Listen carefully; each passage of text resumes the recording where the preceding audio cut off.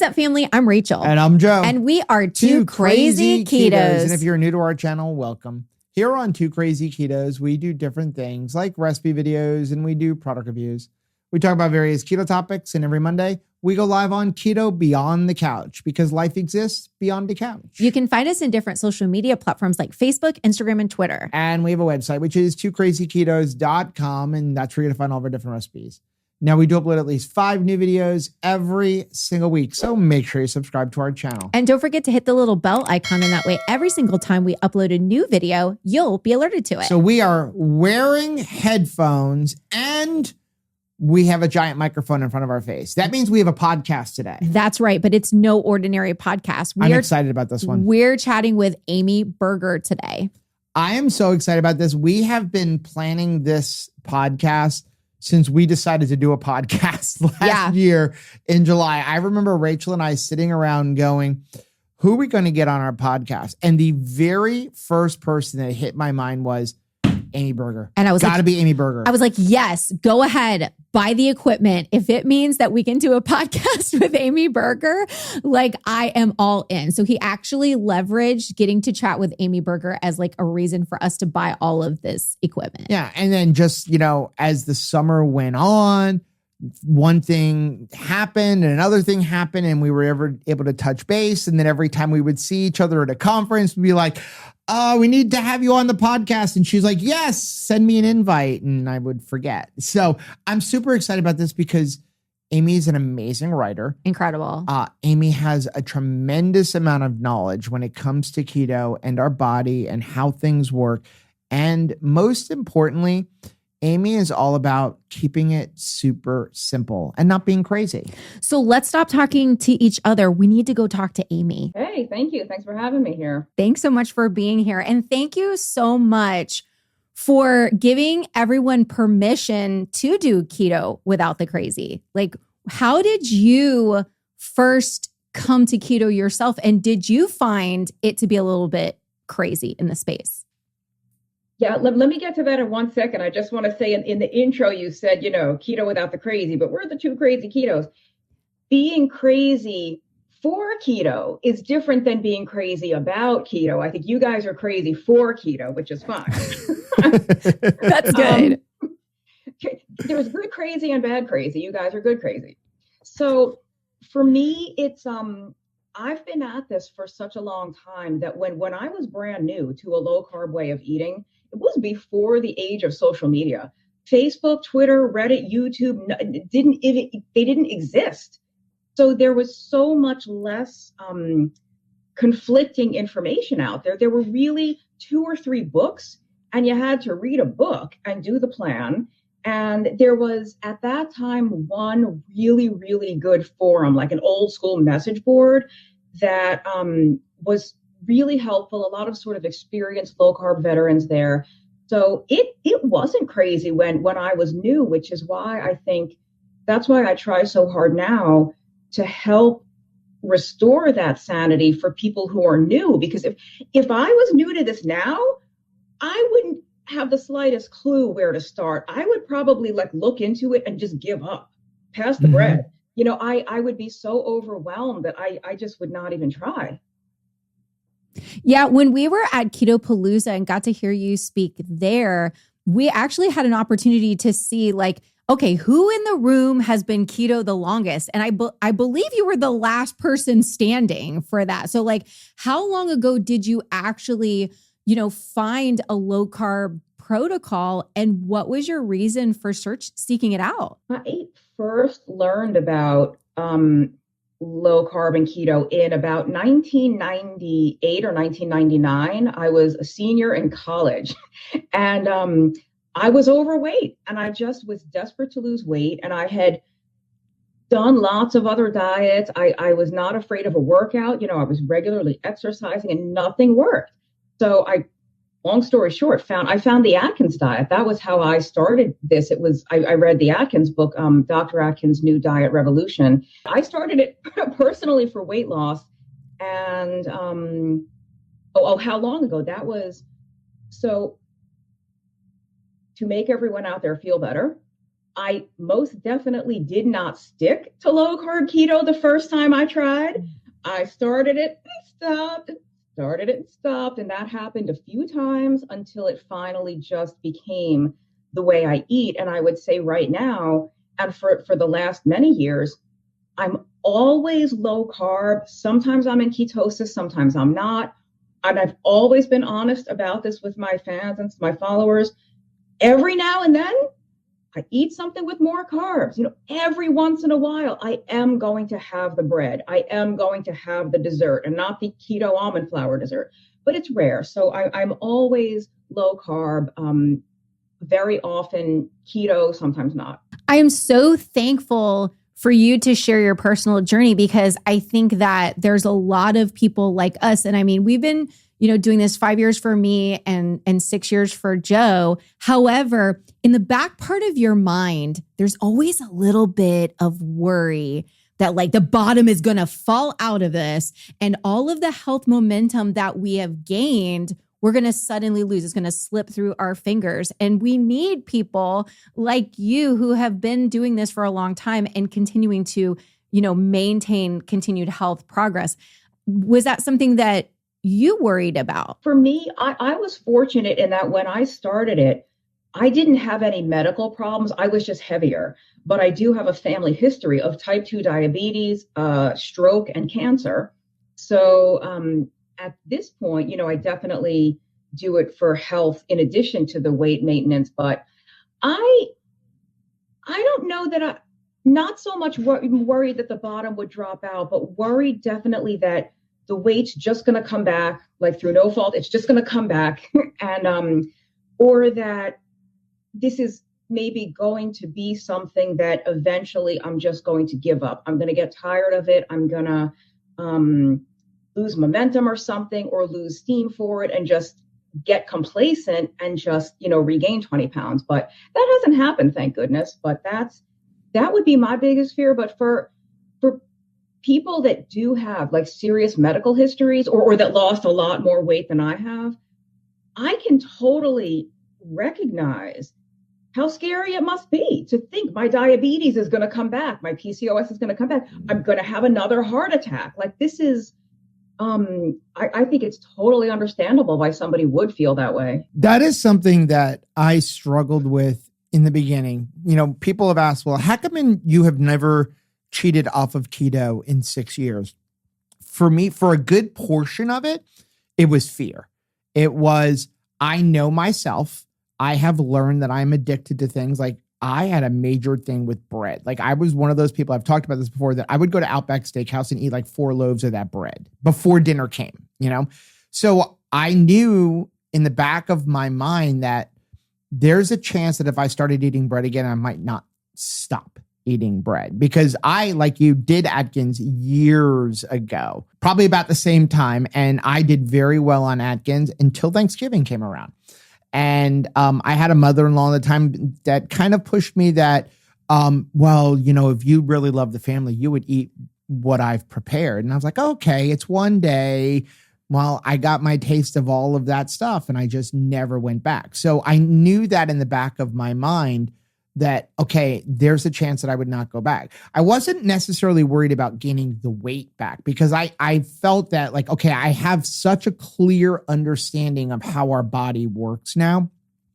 But when I started experiencing all of the other health benefits, I was like, you know what? I'm happy this way.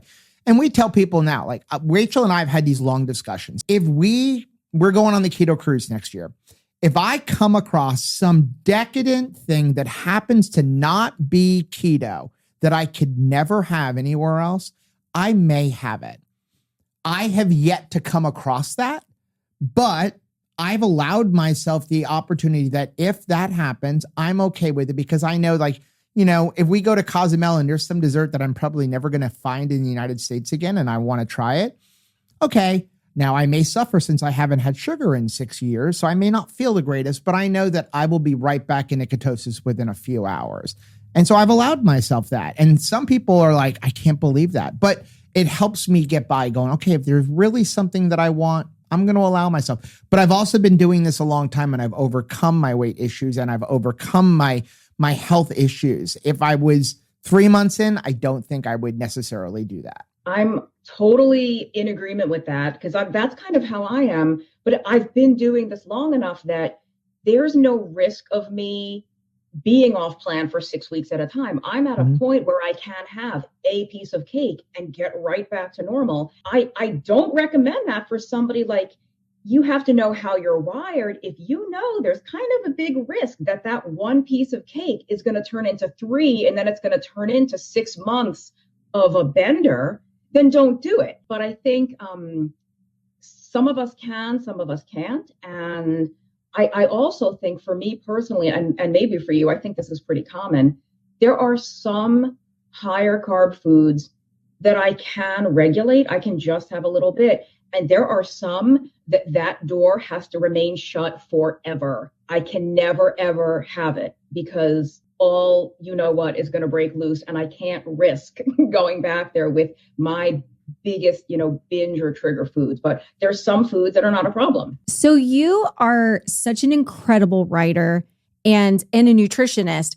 When you were going to college and beginning this way of eating, was it your intention to become a nutritionist? Yeah, I am pretty fortunate in that I'm a career changer. I was in and out of other jobs and stuff. I already had a bachelor's degree. And then I found a low carb diet just for my own personal weight loss and health. And I was so fascinated with learning about the science and learning, like, why does this diet work? Like, this is the opposite of what I thought I was supposed to do my whole life. What is going on here? And I really hated most of the jobs I ever had. And it occurred to me at some point, hey, wait, nutritionist is a career. Maybe I could train for that and help other people with this awesome, keto low carb way of eating. So I went back to school and I was able to learn all that anatomy and biochemistry in the context of what I already knew about low carb. So it was like, oh, that's why insulin does what it does. Oh, that's how the Krebs cycle works. Like, no wonder. So I have a lot of friends and colleagues that are nutritionists or dietitians who were trained conventionally, who had to unlearn. They had to reprogram themselves from that. I didn't have that because I went into it already knowing about low carb. And it's just interesting because we all learn the same anatomy and physiology. We all learn the same biochemistry, but we come away interpreting it so differently. Like, 2 people can look at the same pathway and say, oh, this is why keto's so great. And someone else is going to say, oh, this is why we should be vegan. Right. So it's weird, but I was lucky that I didn't have to unlearn anything really. What is a common hurdle that you find in a lot of new clients that come across your path? Because, there's a lot of information now about keto as far as okay, just eat this and don't eat that. However, there seems to be a huge hurdle for people actually living this lifestyle out. What do you find is a very common hurdle for people? Most of the people who come to me are already doing low carb or keto, and they're just not getting the results they want. So at least I don't have to start from scratch. Like, hey, it's okay to eat red meat. It's okay to eat butter. They already know that. I think the people that come to me, the biggest obstacle is, I want to say they know too much, but they don't know too much. They've just heard too much. Like this is what we were saying earlier with keto without the crazy. They're missing the forest for the trees. They're thinking, oh, I have to fast and I have to do this and I have to take MCT and check my ketones and do these million things. And we'll have a consultation and I'll say, you can do all that if you want to, but you're already doing that and it's not working. Like, let's refocus. But I find even though they're very relieved to hear that they can kind of take the pressure off, it's really difficult for them to actually do it. They're so accustomed to wanting to micromanage all those details or feeling like they have to, that they're scared to relax a little bit.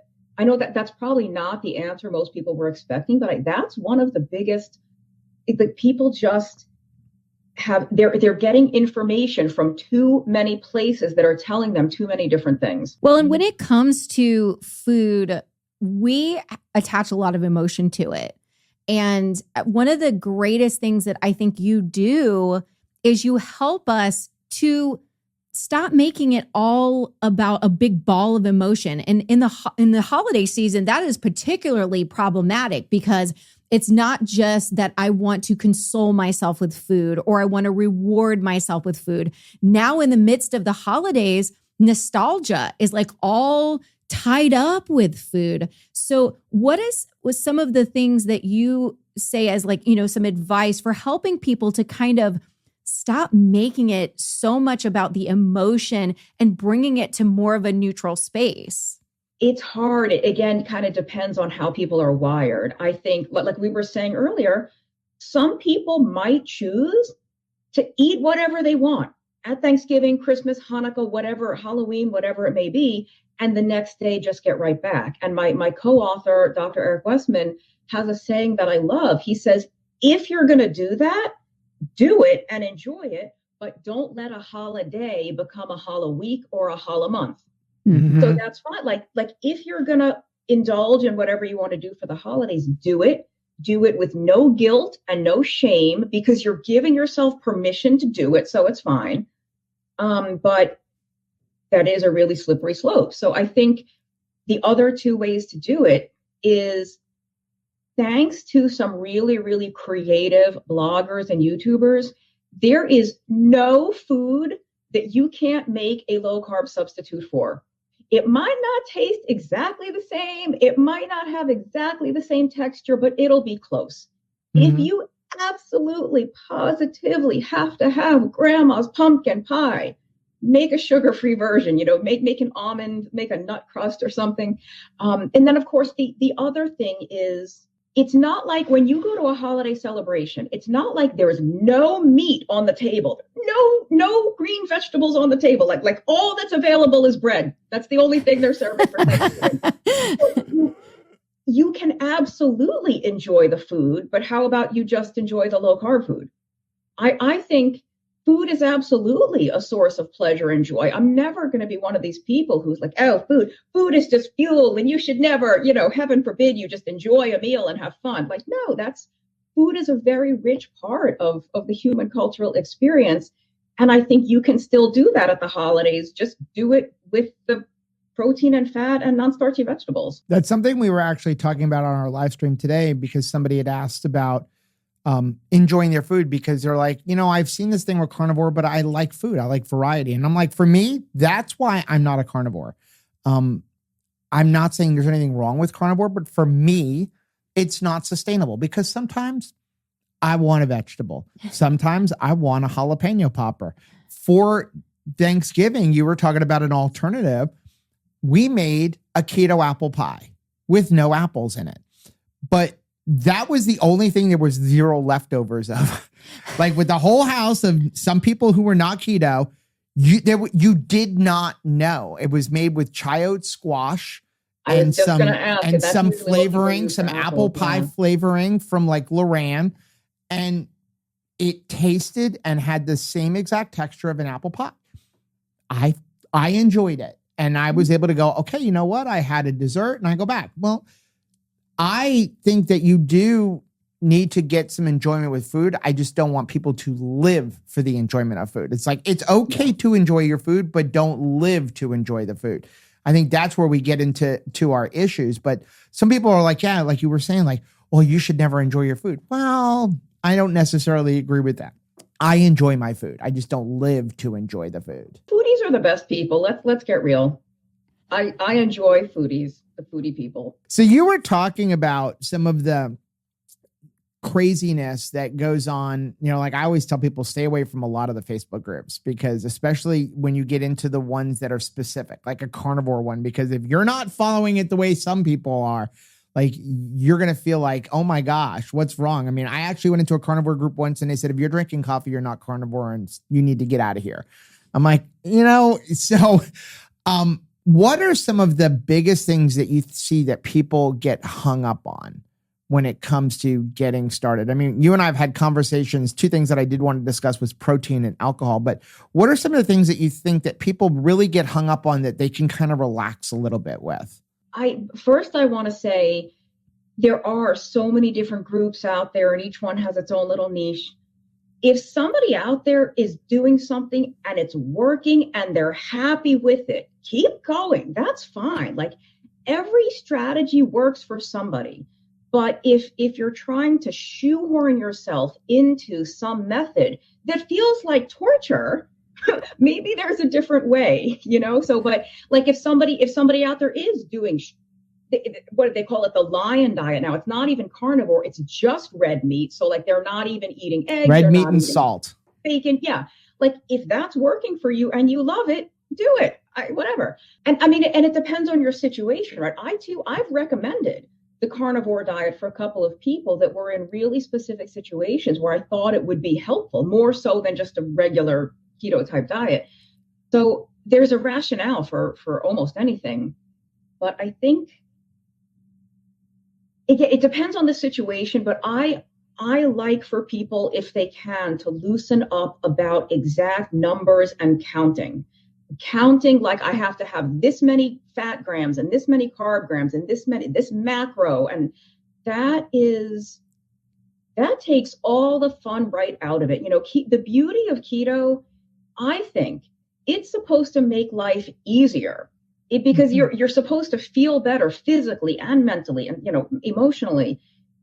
It's if you know how to do it correctly, you shouldn't, and I use this term loosely, you shouldn't have to measure everything and weigh everything and record everything. And again, if somebody out there likes doing that, if you live for spreadsheets and you opening up your app every time you have a meal is your favorite thing in the world, do it. Like nobody's stopping you. But I think that stops a lot of people from even trying keto because it's like, I am not doing that. I just want to cook my meal and sit down and eat.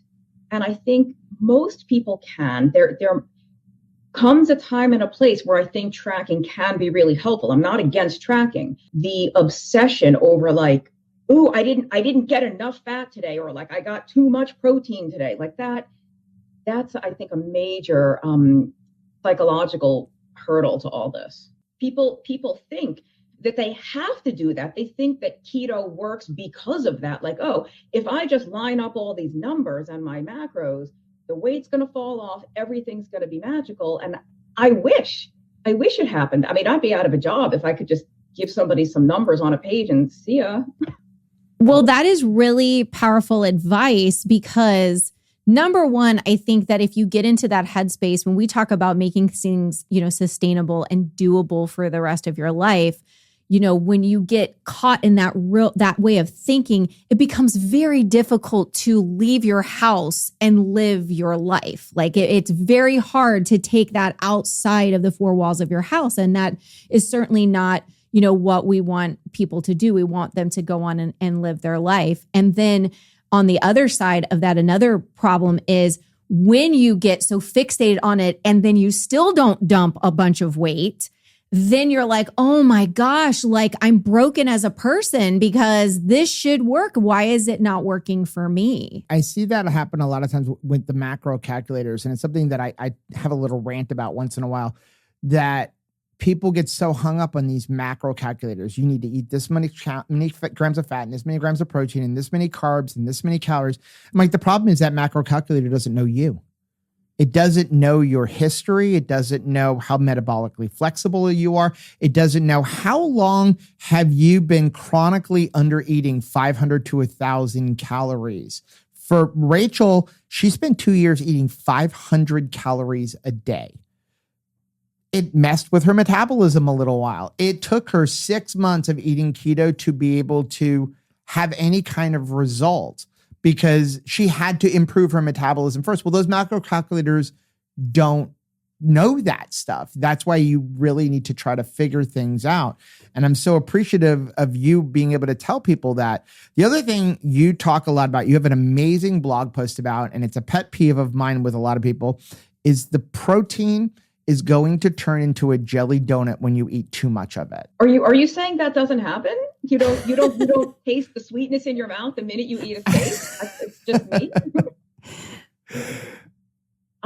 Yeah, this was like so many things in the keto space. there is a kernel of biochemical truth to that that gets wildly misinterpreted into something that has nothing to do with what actually happens in the human body. For example, when you metabolize fat, and a fat is stored as triglyceride. It's three fatty acids on the backbone of a glycerol molecule. They usually depict it looking like a capital letter E, right? Three fatty acids sticking out from the glycerol. Well, when you're metabolizing fat and that fat molecule kind of gets split apart so your body can burn that fuel, the glycerol can be converted into glucose, but you never hear anyone freaking out about that when they're just putting a stick of butter in their coffee. Like, oh, all that fat is going to turn into sugar. So, Right. like that's a biochemical plausibility, but it's not something we need to concern ourselves with. The protein, it's so misunderstood. Amino acids, which are the building blocks for protein, can be converted into glucose. There are two amino acids, I think it's leucine and lysine, that actually cannot be converted into glucose. They are what is called ketogenic amino acids. They can be converted into ketones, but don't go to GNC and buy like a tub of leucine and think you're going to have ketones. Like it doesn't work that way, but it's just because a pathway exists by which amino acids can be converted into glucose doesn't mean that it automatically happens when you eat a large serving of protein. Very specific hormonal circumstances have to be in place for that to happen. And frankly, we love that happens. If we couldn't convert amino acids into glucose, nobody would be able to fast. Nobody would make it on a 36-hour fast, a 72-hour fast. Not that I recommend that anyway, but you couldn't do it. Thank goodness we can convert something to glucose. And I do think so much of this protein affecting blood sugar, because in some people it does. I'm not going to say no one ever sees a blood sugar impact from protein. They do. But it's not because that protein has been converted into sugar. Like literally within 30 or 40 minutes, you haven't even fully digested it yet, let alone it's entering your bloodstream as glucose. What happens, and I hope I'm not too deep in the weeds here, but what happens when you eat protein is that there's a signal in your liver. There's a hormone called glucagon. I'm sure you guys know what it is, but some people out there might not. Protein causes a little rise in glucagon. And what glucagon does, so that I might have said the liver, the pancreas secretes glucagon, and it tells the liver to release a little bit of glucose into the bloodstream. And I do think if you have very, very severe type 2 diabetes, type 1 is a whole separate circumstance, but if you have very severe type 2 or like brittle, hard to control diabetes, you will have an exaggerated glucagon response to the protein. So when you eat protein, your liver is going to secrete a little more glucagon than a healthy person's. And so your blood sugar is going to be a little higher. And I do think that's something that tends to correct itself over time. But again, that's not, so if you see a rise in blood sugar after eating a large amount of protein, it's not that the protein that you just ate like a few minutes before has already been through your whole intestinal system and is in your liver being converted to glucose.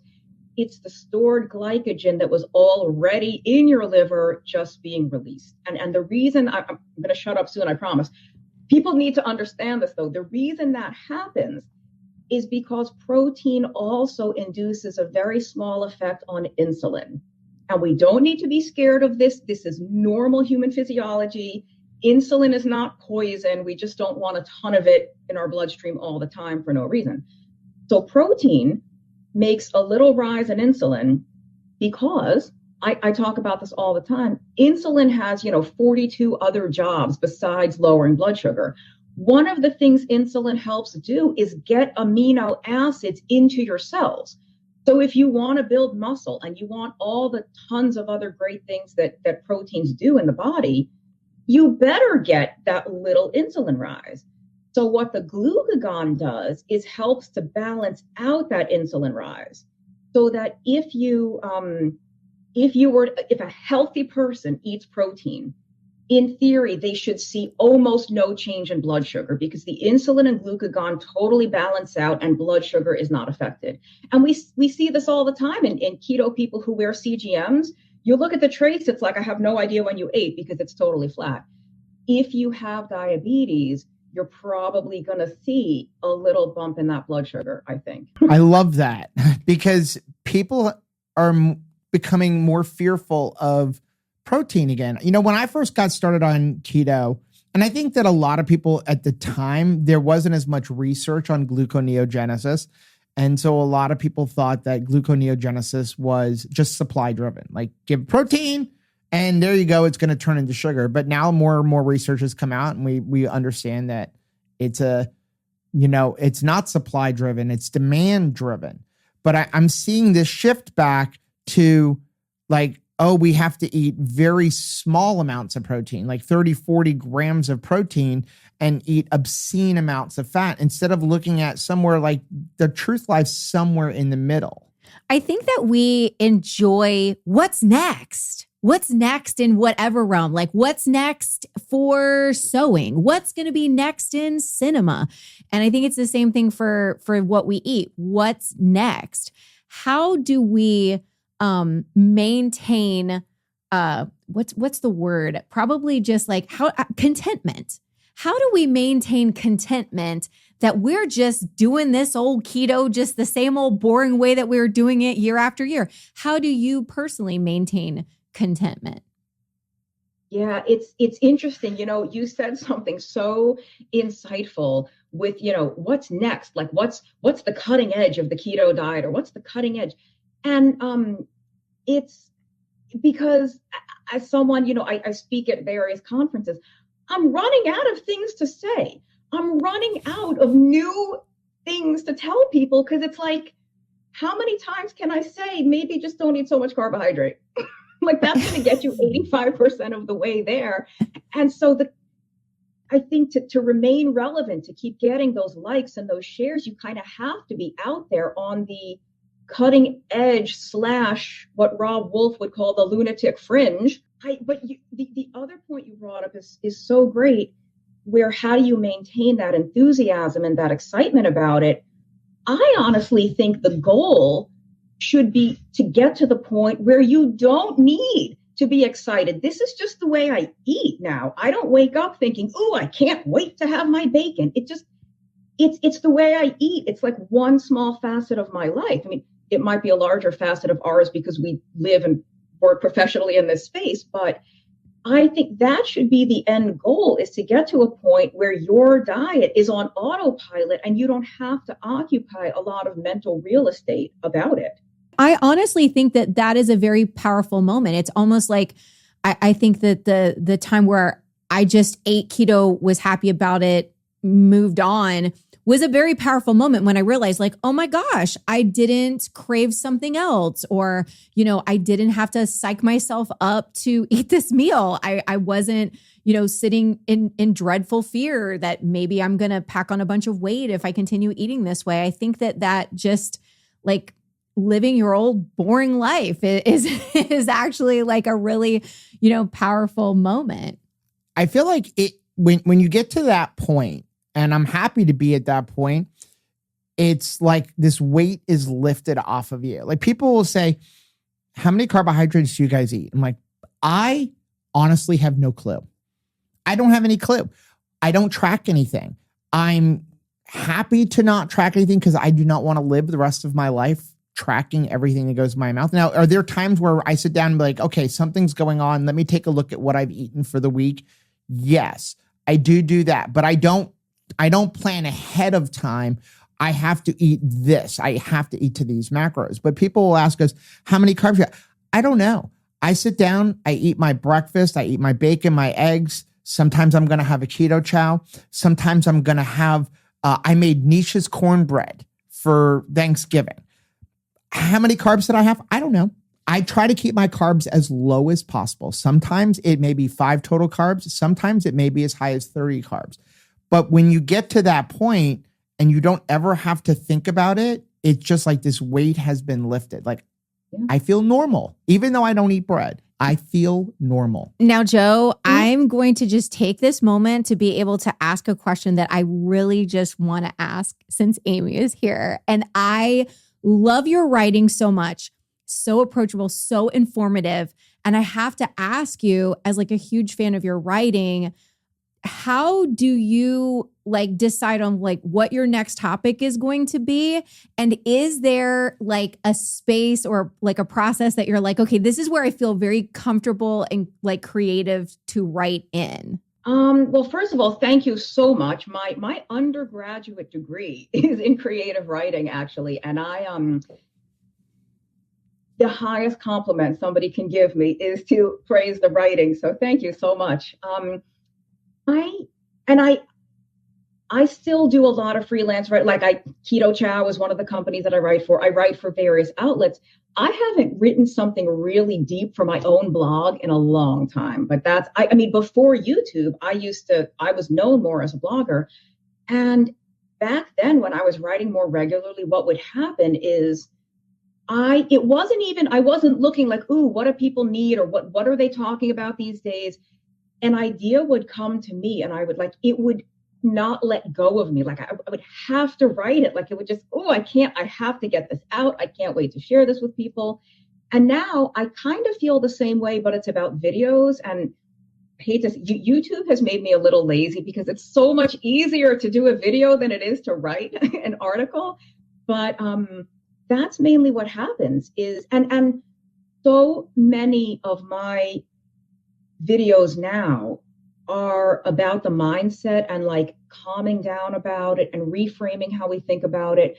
But back when I was writing, and I would say when I give talks now at all those keto events, one of the things that I just enjoy the most, that I really love doing, is taking complex science and explaining it in plain English so that not only do people understand it, they can actually put it into practice. Like it's all well and good to know about glucagon and whatever. What does that mean for me when I'm at the supermarket trying to buy food? So, and what if I could go back really quick to Rachel, something you said a minute ago about, both of you said about just enjoying your life and this is your food and it's no big deal. So many people who come to me, I have to help them get there. Like I say sometimes I can feel the anxiety radiating out of the screen at me when I talk to them, or like even when they send me, I have intake forms that they have to complete. I can feel the panic. It's palpable. Mm-hmm. And I just want to say, like, it's just food. Like it's so much simpler than you think it is. It's so much, I can't imagine spending that much emotional energy all day on keto. I would be exhausted. It would be a full-time job. I wouldn't be able to do anything else. So getting to that place and maybe that's something I could probably talk about more in articles and videos, but I do a little bit, just not as much as I probably could. Well, I do. I think you bring such a calmness, and as somebody who has felt like, I think because I've tried and failed so many times that there's a true just mistrust of myself kind of like playing in the background. And so you're so worried you're going to get it wrong. And I think that coming to, your articles, coming to your writing and being like, okay, it's okay, calm down. Like it's just so, it just brings so much peace. Like people are like, no, let me just dive right into the information. And the way that you present things, it's kind of like, slow down. We're not in a hurry. We're going to make sure that we understand this. And you're going to walk out feeling confident. And I think for somebody like me, who, like I said, have just failed so many times in this area of my life, the fact that it's like, what do you mean I'm going to walk away with confidence? What do you mean? Like I'm going to get, some peace today. I think that is just what is such a breath of fresh air. To go back to, when you asked about the ideas for whether it's articles or videos, and I was saying, I like to translate the science into plain English. A lot of that has to do with easing the fear about like, I am not the least bit worried about eating saturated fat because I know saturated fat doesn't clog the arteries. Like I know the physiology, it just doesn't happen that way. Or, you know, why is keto helpful for gout when you're eating all this meat? Or why might you have a gout flare if you're new to keto or if you're fasting? Oh, here's why, because of X, Y, and Z. Or why is keto so good for hypertension? Why do most people, not all, but most people, not actually need to worry about salt if they have high blood pressure? Salt is not the major cause. I like to be able to explain, like, if you understand the mechanisms in the body, you're just no longer scared of all that stuff we used to be scared of. Red meat, butter, egg yolks, oh, the cholesterol. I'm just not worried about any of it anymore. So recently you wrote a blog post for Keto Chow that addresses two topics that are pet peeves for me. And honestly, I wish this article would have been out like 3 years ago because it's something that we struggled with. So we've talked about, you know, eating to macros and getting so wound up in macros. The other thing that people seem to get really hung up on is chasing numbers, like on ketone meters, which is always frustrating because I think a lot of people don't understand what that meter is even telling them. They like, I see people like, well, I ate this food and I tested my ketones an hour later. And I'm like, it doesn't really work that way. Those are excess ketones. But one of the places where you can really begin to understand it is when it comes to alcohol and its effect on keto. And you wrote an amazing article for Keto Chow. I will leave a link for it in the show notes, but because it's such a good article, because I am not a teetotaler at all. But as I read that and the research that I've done over the last 6 months or whatever, it made a lot of sense to why I had some struggles where I would have an alcoholic beverage 2 or 3 times a week because of what it does. So I wanted you to talk a little bit about that and how you could consume alcohol and not even see a change on a ketone meter, but that doesn't necessarily mean it's a good thing. I am also not a teetotaler or teetotaler. I always forget the word. I enjoy a glass of wine. Let's put it that way. And I am under no illusions that it's a health food. I don't drink it because of the resveratrol and the antioxidant. I drink it because I like what it does to my mind. The metabolic effects of alcohol are just such that they depending on what you're drinking, assuming a zero carb type of distilled liquor, whether it's rum, whiskey, vodka, or a dry wine, even a light beer, these are very, very low in carbs. So they're not really going to impact your blood sugar. They do still have calories. They do still give your body energy that you need to metabolize when you're not metabolizing fat. When you're metabolizing alcohol, because we cannot store alcohol, your body has to metabolize it. You have to burn through it before you're going to get back to burning fat, before you're going to get back to even burning carbohydrate or ketones. So if ketones are like building up in your body or your level hasn't really changed, that might be because your body's not using them. Your cells aren't taking those ketones in and using them for fuel. So they're just staying in your blood. Of course, your ketone level didn't change. That's not necessarily a good thing. It's not necessarily a bad thing. It just depends on how you think about it. But it's just, and I think that's not that big a problem depending on how much you drink and how often. 1 or 2 drinks a week might not be a problem. If you're having 2 glasses of wine a night, that might get somebody into trouble. I mean, let's be real. I do enjoy a glass of wine. It's not a health food. It's not a weight loss tool. It's certainly, if alcohol is such a touchy subject that for some people, and not even people that have an alcohol problem, but just for some people, not being able to have a drink once in a while is going to be a deal breaker. They're not even going to try keto. So how can we fit it in reasonably? How can I have a drink now and then and still get the results I want, but enjoy my diet too, and not feel like, oh, how long till I can have a drink? I can't have a drink for 6 months, But it's not going to help matters It might not get in the way, but it's not going to accelerate fat loss or reversing your health problems. That's for sure. So when you started keto, there weren't any products marketed directly to keto and keto lifestyle. There wasn't like keto cookies or keto crackers or keto alcohol for that matter. But I remember it was like the last Super Bowl. And I thought, oh my gracious, I feel like every other commercial is like a 0 carb alcohol or a keto product, something that could be marketed to this community.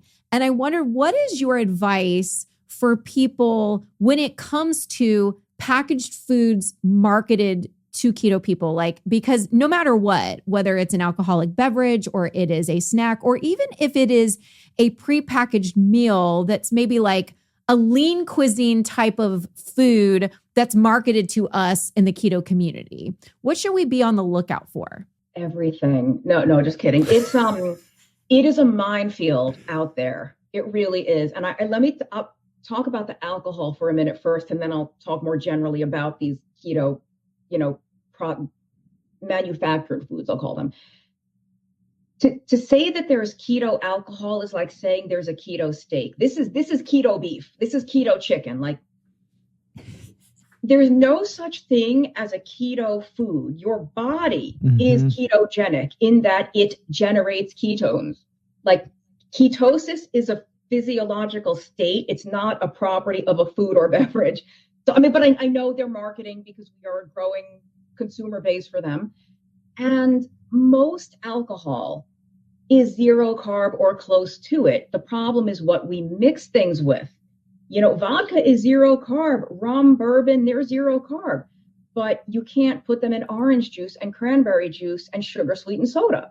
So that's the problem. And even most wine is dry unless you're drinking a dessert wine or like a fortified ice wine type of thing. I know there's companies now marketing keto wine, and I won't name names, but there's 1 or 2 companies that tend to be very generous sponsors of a lot of the events that we all go to. So very grateful for them, but I think the marketing is a little bit misleading because most wine is pretty dry. Again, unless you're, drinking something that's knowingly sweet. With keto products as a whole, I think it's such a double-edged sword, because how great that these products exist, because for some people, they're going to work. Some people can have the keto cereal and the keto granola and the keto ice cream, and they'll do great.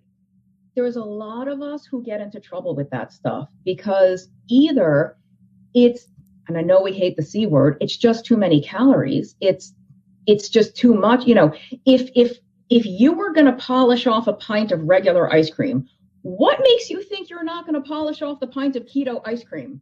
And not only is it's so much higher in calories and stuff, a lot of that keto food is way higher in carbs than people think it is. So you're actually you're eating a lot more carbohydrate than you realize if that stuff is a staple of your diet. I think for the once in a while treat, if you can have the keto ice cream in your freezer and eat, a bowl full a couple times a week, great. A lot of us can't do that. Or whether it's the cereal or even homemade things like almond flour muffins and coconut flour brownies and stuff. Some people can do that. A lot of us can't. And that's the book I wrote with Dr. Westman, End Your Carb Confusion. Dr. Westman has always counted total carbs. Yes. Because it automatically, there's no room for that stuff. So it's not going to be an issue because you're not going to be eating it. There's no guesswork. You don't have to figure out, well, does this work for me or doesn't it? You're not eating it, period. Recognizing that it can be a big problem for some of us. It's also really nice to see that stuff. Like when I was new to keto, I would never have imagined you could buy cauliflower already shredded into rice, frozen at the supermarket, or zucchini already spiralized into noodles. That never was in anyone's imagination 20 years ago. So we've come a long way. So there's definitely a lot of convenient products that are pretty great. That is really awesome. And once again, you always have such a great way of presenting it and like calming us down. Because when I think about like, yes, new keto products, that's something to be celebrated. It's going to make more people, find keto approachable. It can be very good that you can leverage in convenience situations, like you're on the road or you're traveling. It's nice to know that you have grab and go options now. It's not like you don't want to have those things. But at the same time, as you were talking, I was thinking about Superman. And when Superman is Clark Kent, he still has kryptonite problems, right? And then when he's Superman, he has kryptonite problems. And so if I am one of those people who can completely polish off an entire pint of ice cream in a sitting, then why do I think that when I become keto, I'm not still capable of doing that? Because it's the same kryptonite no matter what. So I think that you do have to bring some honesty to the situation. You know yourself a little bit, and then leverage that knowledge into, moving forward. So there are some products that I am so tempted to try. They look so good.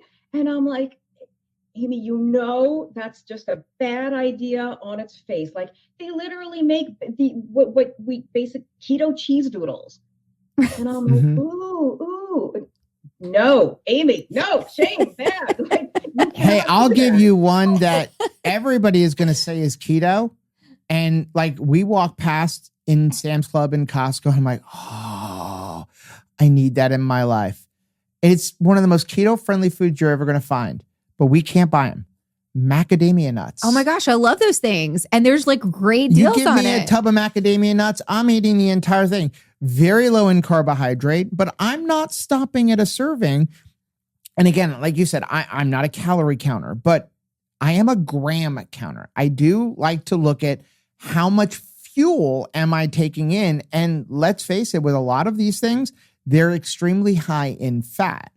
And somewhere we have to, because fat is flavor, somewhere we have to go like, I'm consuming way more fuel than my body is going to use. And then that hits a stall. And it's really easy to overconsume some of these things. I'm all for keto products so long as we understand ingredients when we look at labels and don't get misled by a company that slaps keto on the front. And then the second ingredient is coconut sugar.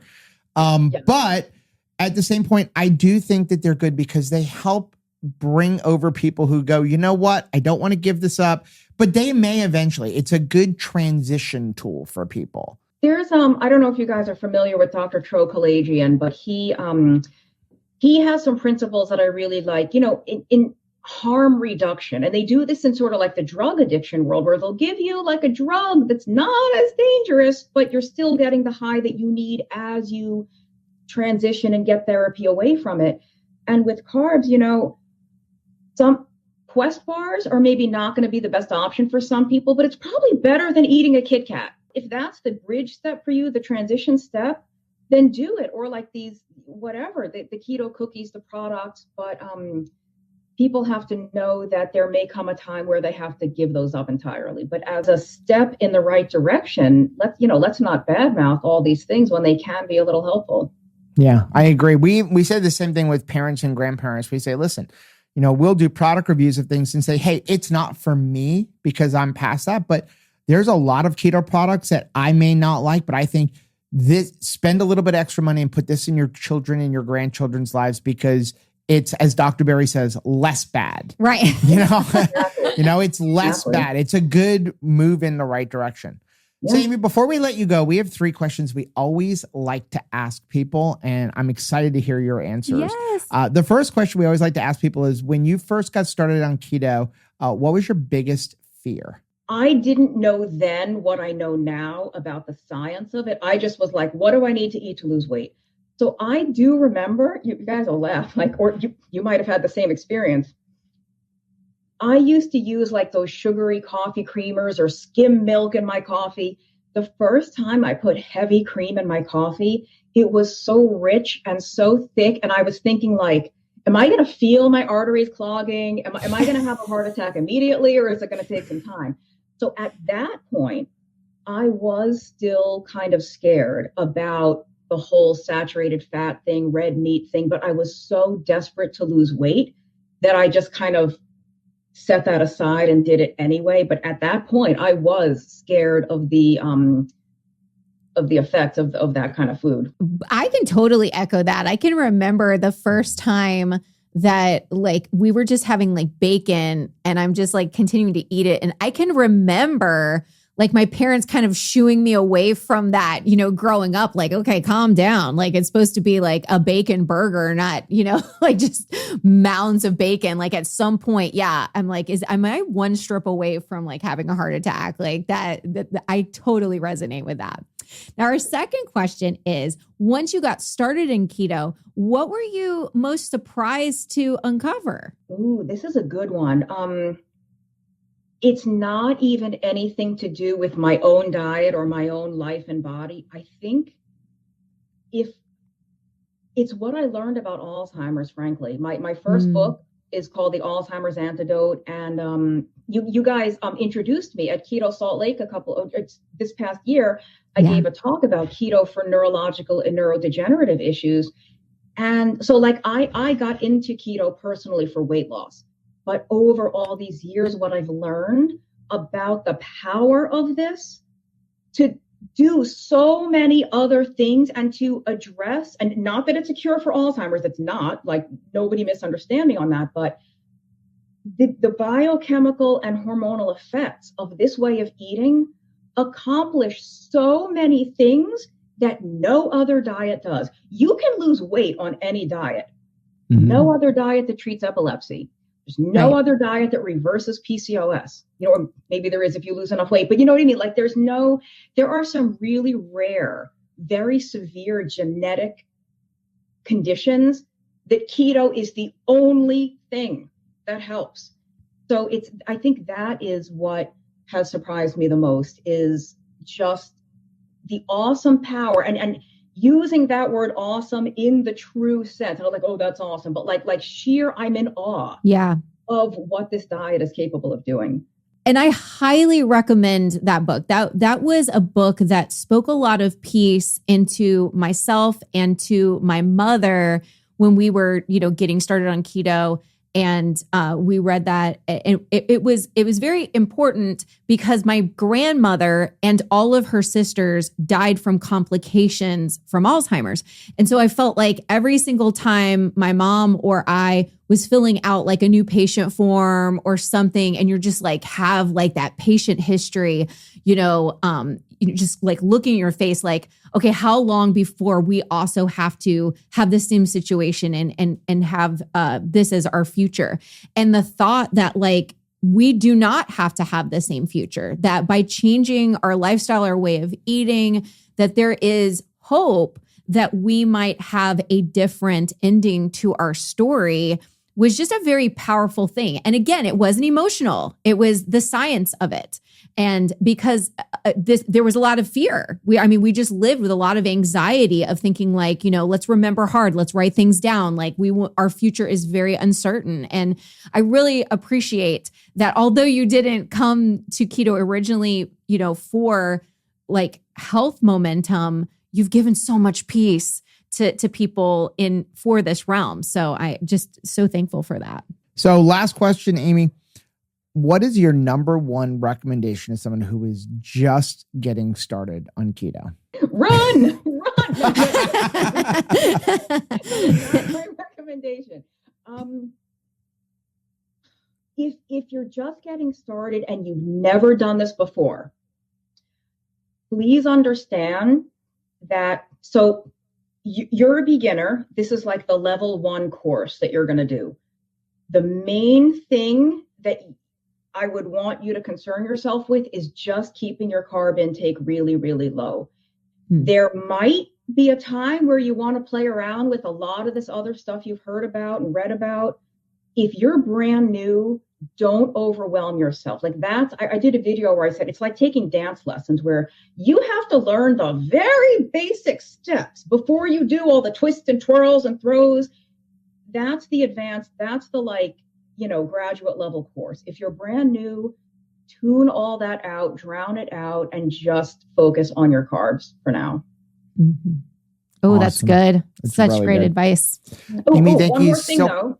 Yep. Yes. I would be remiss if you are brand new, but you are taking insulin or possibly various blood pressure medicines, you have to know how to adjust those safely, because literally some people, if you take insulin, you might have to adjust the dose on the first day you start keto. And that comes from Dr. Westman and his colleagues in published research.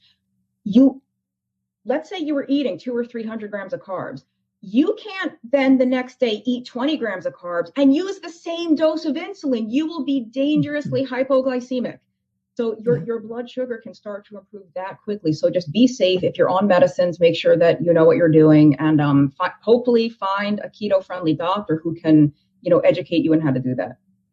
Great advice. That is really good advice. And honestly, like we saw that even within we did like a triple B&E challenge group, and it, thankfully people are using, different ways to monitor their self and their medicine. But it was like from day one, just like Amy is saying, like we saw a change within a week. People were coming off, having to deprescribe some medicine. These were people who were already keto, but if they were eating 30, 40 carbs, all of a sudden for a month, they're eating nothing but beef, butter, bacon, egg, and dropping it down to 3 or 4 carbs. It affects things. Yeah. So Amy, thank you so much for joining us. Now, before we let you go, let everybody know where can they find you. My website is in desperate need of overhaul, but it does exist. It's tuitnutrition.com. That's TUIT nutrition.com. That's my handle on basically most social media. I'm really active on Twitter. I do have a YouTube channel. Just look up Amy Berger Keto. I'm on Instagram at tuitnutrition, but I hardly ever post. One of the best places to go is adaptyourlifeacademy.com. That's really long, but adaptyourlifeacademy.com. We do online courses about keto. We have one on cholesterol. We have one we just today launched our type 1 diabetes course. So lots of stuff there. Okay, so I did my very best not to nod the entire podcast. Do y'all You appreciate want to nod for that because it's like, yes. Well, and here's the thing, like I have such a problem with nodding while I'm listening to somebody because we're watching them, we're seeing them, and they're making such good points that I'm like, I nod along. And I tried really hard not to nod this entire time because I feel like I'm like the amen corner for Amy, because everything that she says is just so brilliant and usable, right? For your personal life, that I'm like, yes, yes, yes. So I tried really hard. I hope you guys are very proud that I like sat on my hands and tried very hard not to nod. Amy just brought up so many amazing points, things that we have talked about, but she is more eloquent with the way she says it. And brilliant. And she doesn't come off like condemning, like I know I can sometimes, but it really just boils down to, like, as she said at the end there, keep things simple. Eventually you may need to change things. When you look at keto products, some of them are good, some of them are bad. A lot of us can start off with them, but we may not be able to finish off with them. But you have to figure out what's going to be working for you. And you have to be willing to make changes and acknowledge, like, hey, there may be a time where I can't do that particular thing. I really appreciate how she is able to say, like, here's the science of it. There's no judgment when it comes to like what you're doing, but also you don't have the excuse not to know yourself. If you've learned stuff about yourself and you're like, well, this just does not work for me, then like this does not work for you. Don't try to continue, forcing a square peg into a circular enclosure, right? Like you have to kind of use that information that you've gained about yourself, not be emotional, not be like, I'm a bad person because this is the way that I need to do keto to be successful. But at the same time, you do want to move forward. If there's anything that I really want you to take away from today's podcast, video, however you're like watching this, it is do it simple and don't get caught up in the crazy. That's right. Right. Don't get caught up in what everybody else is doing. Don't get caught up in, hey, you're not carnivore if you're including black pepper in your diet. Right. Figure out what works for you and ignore all of the craziness that's around you. Well, and I think it's good advice from a person who knows, who's lived it out. You know, if some people think, well, it's important to always be with the trend, whatever, you know, the waves are shifting, the wind is blowing a different way, we should change with it. Well, here's somebody who really has longevity in the space. She's been doing this since 1998, 1999. This is a long time that she knows, like, hey, this is a marathon. This isn't a sprint. You don't want to continue changing direction, like just constantly for direction changing sake. Now, if you like seeing videos like this, take a look at some of the videos we have linked right over there. Also, make sure you take a look at our most recent videos I'm going to put right over here. But whether you head this way or you head this way, don't forget to head this way. Subscribe to our channel and click the little bell icon. And that way, every single time we talk with somebody amazing, you'll be alerted to it. Till next time. Bye. Bye.